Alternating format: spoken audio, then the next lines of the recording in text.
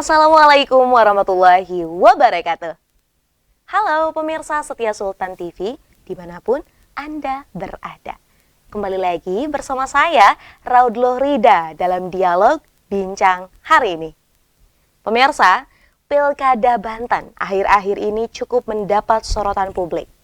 Pasangan Airin Rahmidiani dan Ade Sumardi akhirnya telah mendeklarasikan diri untuk maju bersaing dengan pasangan Andra Soni dan juga Dimyati Natakusuma. Dan yang seperti kita tahu bahwa Airin sebelumnya tidak mendapat dukungan dari partainya sendiri. Namun, kini Airin telah berhasil membuat Partai Golkar kembali mengusungnya. Dengan diusung oleh Partai Golkar dan juga PDIP, Airin akan melawan Andra yang diusung oleh banyak partai yang tergabung dalam koalisi Indonesia Maju. Lalu, dalam kontestasi pilkada mendatang, siapakah yang akan menang? Saat ini di studio Sultan TV telah hadir narasumber kita, Dr. Iin Ratna Sumirat SHM yang merupakan pengamat politik. Mari kita sapa terlebih dahulu. Assalamualaikum Ibu. Waalaikumsalam Mbak. Apa kabar nih Bu? Baik. Alhamdulillah sehat. Alhamdulillah sehat. Terima kasih loh Bu, Sama-sama. sudah meluangkan waktunya untuk datang di Sultan TV nih Bu ya. Siap, Kita ngobrol-ngobrol. Meskipun pasti tadi Ibu berangkat dari kampus nih ya. Wah pasti ya. macet nih Bu ya, Betul, karena pemirsa hari ini juga bertepatan Betul, dengan pendaftaran ya. Betul. hari ini Beberapa pendaftaran. pasangan baik itu wali kota, calon wali kota, dan juga calon gubernur. Nah, Betul. pas banget Bu jadinya. Betul. Tapi jadi sejuk deh kayaknya. Tapi jadi sejuk ya Bu Semoga ya. ya. Semoga ini menjadi salah satu pertanda baik juga. Betul, Nah, betul. ngomong-ngomong tentang pendaftaran pilkada nih Bu ya. Pas banget hari ini juga kita akan bahas mengenai Airin versus Andra. Oke. Siapa yang menang di Banten nih Bu ya? Siapa Nah, yang menang ya? kalau kita lihat lagi nih Bu, sebelumnya di hari-hari kemarin lah Bu ya, ini kan sempat di hari Minggu Golkar mendeklarasikan dukungannya untuk pasangan Andra Soni. Oke, betul. Akhirnya di Airin yang merupakan anak Golkar ya merasa sedih juga ya Bu ya, yang akhirnya memang mendeklarasikan diri dengan diusung oleh PDIP.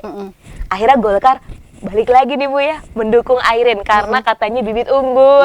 Oke. Tanggapan Ibu selaku pengamat politik seperti apa Bu? Oke, saya mengamati dulu bahwa alhamdulillah ya, kita ini di Banten ada 2 paslon. Coba deh Mbak Rida lihat, semuanya platnya A ya. Jadi Airin dengan Andra. Jadi semuanya tanpa Cocok. kita cocok sebetulnya. Jadi beliau-beliau ini merupakan putra-putra terbaik Banten yang tentunya membawa harapan dari masyarakat Banten ya.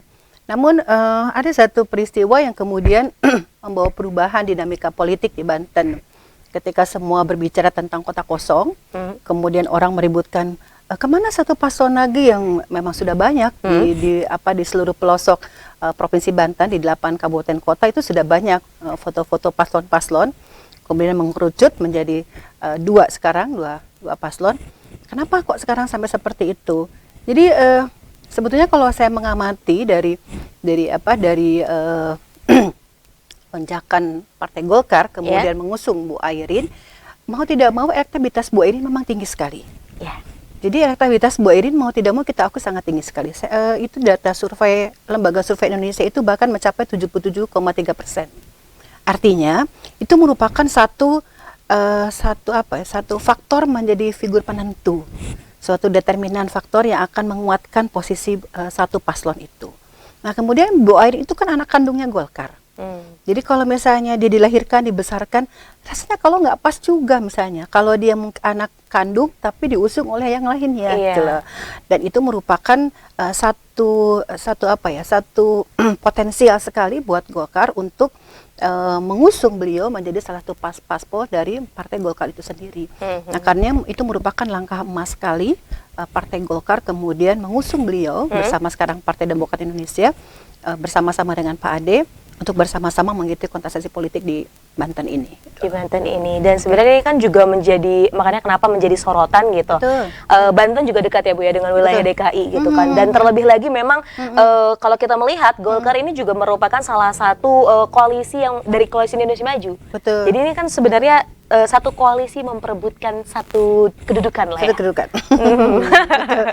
Ya masalahnya bukan soal kedudukan atau tidak kedudukan ya, tapi Ibu Airin ini merupakan itu tadi potensi yang sangat besar sekali yang dimiliki oleh Golkar. Yang itu bisa menjadi perjalanan bagus untuk Partai Golkar. Namun tadi mungkin karena koalisi tadi Kim tadi ya, koalisi Indonesia Maju tadi kemudian menjadi satu Kim plus ya sekarang jadi Kim plus ya. Tapi kemudian Golkar akhirnya saya katakan Golkar sadar dia punya anak yang anaknya itu dia besarkan, kemudian sudah berprestasi, tapi kemudian dia tidak rangkul. Jadi memang rekam jejak Golkar sudah bagus untuk membawa Bu Airin menjadi salah satu paslon dari Golkar. Ya betul. Dan kalau kita melihat pas Pilpres juga Bu Airin ini merupakan salah satu ketua tim pemenangan dari Prabowo Gibran ya Bu ya, itu yang ibaratnya akhirnya masyarakat tuh aduh sakit deh kalau jadi Bu Airin tidak diusung dengan oleh Golkar. Nah kalau tadi kita udah ngobrol terkait dengan rekam jejak dari Bu Airin, meskipun sebenarnya kalau kita melihat juga Bu Airin itu sebelumnya merupakan wali kota Tangerang Selatan. Nah, betul. Kita akan biar adil nih Bu ya. Kita akan bahas mengenai bagaimana sih Bu dari pendapat Ibu sendiri terkait dengan rekam jejak dari Andra Sony dan juga Airin.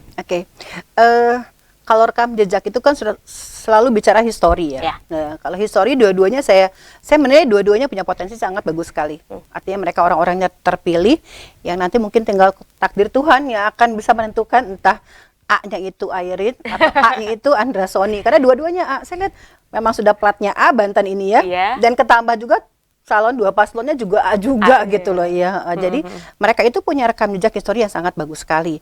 Pak Andra Sony beliau pernah menjadi ketua di DPRD Provinsi Banten, dan Bu Airin juga mantan wali kota Tangsel yang 2 periode yang mempunyai prestasi yang sangat banyak sekali. Banyak sekali betul. Tangerang Selatan mempunyai predikat penghargaan banyak sekali, yang itu dikomandai dulu oleh seorang wali kota perempuan, dan wali kota itu punya prestasi yang sangat bagus. Pun juga sebetulnya dengan Pak Andra Sony. Pak Andra Sony juga sebagai ketua DPRD bisa menstabilisasikan politik di Banten.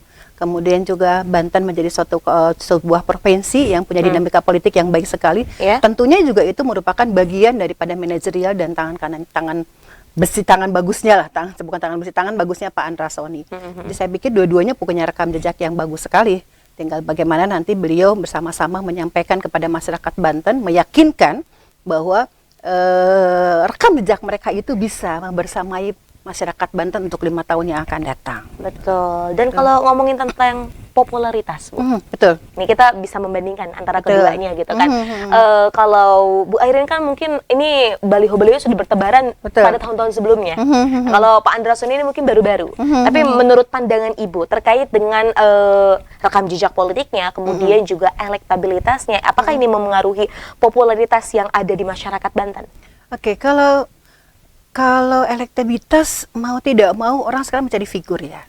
Nah, jadi seorang figur yang kemudian figur itu karena tim paslonnya Bu Airin dengan gencarnya, kemudian sama juga mungkin gencarnya dengan Pak Andra Sony memberikan beberapa kampanye-kampanye, walaupun mungkin belum start kampanye, tapi kemudian beberapa figur-figur sudah ditampilkan, tentu membawa dampak sebetulnya, membawa dampak yang sangat signifikan sekali. Karena tadi saya katakan LSI sudah memberikan data surveinya BPS itu sudah 77,3%, itu sangat tinggi sekali. Dan itu sebetulnya poin keuntungan buat paslon Bu Airin yang sudah mempunyai aktivitas yang sangat tinggi. Namun sebetulnya masih punya sisa waktu 2 bulan ini untuk bisa mengejar elektabilitas itu, karena dalam politik itu tidak ada yang pasti ya. Jadi bisa lentur gitu loh ya. Jadi elektabilitas bisa oke, tapi juga mungkin kemudian karena didukung Pak Andra Sony didukung oleh beberapa partai, dan beberapa partai itu kemudian membuat misalnya membalikan elektabilitas Pak Andra Sony menjadi lebih tinggi lagi. Jadi tinggal sekarang dua-dua paslon ini harus berusaha untuk berpeluang mendapatkan partisipan masyarakat semakin baik gitu. Betul. Oke. Nah, kemudian juga tadi Ibu sempat menyampaikan bahwa memang ini adalah sosok figur yang kadang juga dipandang oleh masyarakat Banten khususnya dalam mencari siapa nih sosok yang cocok untuk menjadi gubernur Banten. Betul. Tapi tadi kita lihat juga Bu bahwa entah itu Bu Airin atau Pak Andra Sony ini dua-duanya didukung oleh partai. Ada yang satunya dua partai, ada yang Betul, satunya nih borongan betul. partai. Koalisi gemuk nih Bu ya. Betul. Nah, berkaitan dengan itu nih Bu ya. Apakah gitu dengan dukungan partai ini dapat juga membantu memengaruhi dari posisi keduanya? Saya katakan kalau Kim sekarang partai gemoy ya, penuh ya gitu ya. Ya. Artinya gemuk gitu ya. Ya. Kalau paslonnya Bu Eni kan hanya didukung oleh PDIP, Golkar serta dua partai tidak punya kursi. Ya. Kursi paslon itu hanya punya 28 ya, 14 suara. Sedangkan di partai Pak Andra Soni itu hanya banyak partai. Kalau dukungan partai sebetulnya bisa iya bisa tidak. Bisa iyanya mungkin karena sudah merasa percaya diri dengan dukungan dari beberapa partai. Bisa tidaknya itu partisipasi masyarakat terkadang tidak melihat ke partainya. Gitu loh. Jadi mereka tidak, tapi mereka melihat kepada figurnya. Oh ini loh figurnya, elektabilitas yang kemudian semakin tinggi dan kemudian orang semakin tahu siapa paslon ini.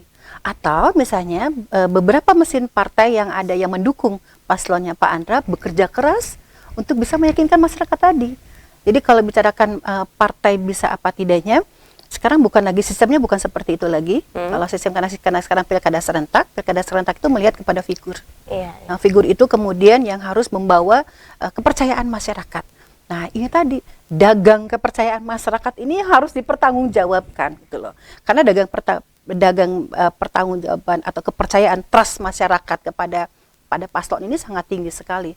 Mereka menaruh harapan yang sangat tinggi sekali kepada paslonnya gitu loh. Nah, itu yang kemudian menyebabkan tingkat elektabilitas Bu Aiden semakin tinggi. Tapi saya katakan tadi, kita kan bulan November ya, sekarang Agustus, September, Oktober, masih punya 2 bulan lagi, dan saya pikir tidak ada kata terlambat, never been late untuk bisa mengejar gitu, partai-partai untuk bersama-sama memberikan yang terbaik untuk masyarakat Banten. Gitu, Mbak. Baik. Makin panas, Bu. Makin panas kita. Ngomongin politik, apalagi ini ngomongin pilkada. betul.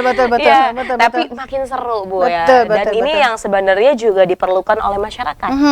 Agar kita juga menjadi generasi ataupun masyarakat emas nanti ya, Bu ya. Oke, Ini juga kan kita perlu nih dipupuk. Betul. Kita juga perlu untuk menerima informasi-informasi yang baik juga. Dan tentunya ini bukan sekadar hoax belaka gitu ya, Bu ya. Ini kan Betul. kita akhirnya menimbang satu informasi. Ya, Nah, betul.